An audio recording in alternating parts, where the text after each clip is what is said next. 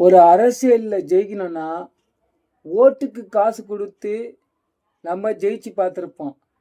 இப்போ ஓட்டுக்கு காசு கொடுத்து ஜெயிக்கிற ட்ரெண்டிங்கெல்லாம் மாறிப்போச்சு. யூடியூப் சேனல் பண்ணுறவங்களுக்கெல்லாம் ஆளும் அரசு காசு கொடுத்துட்டாங்கன்னு நினைக்கிறேன். ஏன்னா எப்படி தெரியுமா தெரியுது, விஜய் என்னென்ன பண்ணுறாரோ அதை பற்றி மட்டும்தான் இந்த யூடியூப் சேனலில் இருக்கிறவங்க எல்லாருமே இன்ஸ்கிரேட் பண்ணுறாங்க. இப்போ ஒருத்தர் பேசியிருக்காரு, காமராஜருக்கு அஞ்சலி செலுத்தலையாம். காலையில் வந்து தளபதி விஜய் வந்து அஞ்சலி செலுத்தலையாம். 1 மணிக்கு மாலை போட்டு ஒரு போட்டா போட்டு ஒரு ட்வீட் ஒன்று போட்டாராம். அது சோசியல் மீடியாவுக்கு தென் பண்ணுன்னு சொல்லிய பேசி நிற்கிறிய.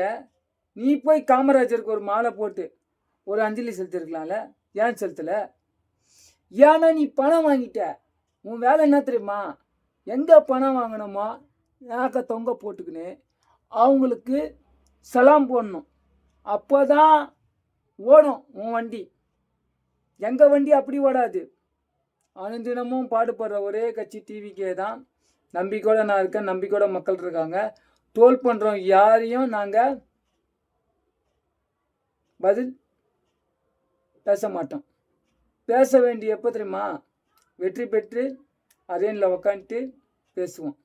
அன்னைக்கு களத்தில் சந்திப்போம். நாளை நமதே, வெற்றியும் நமதே.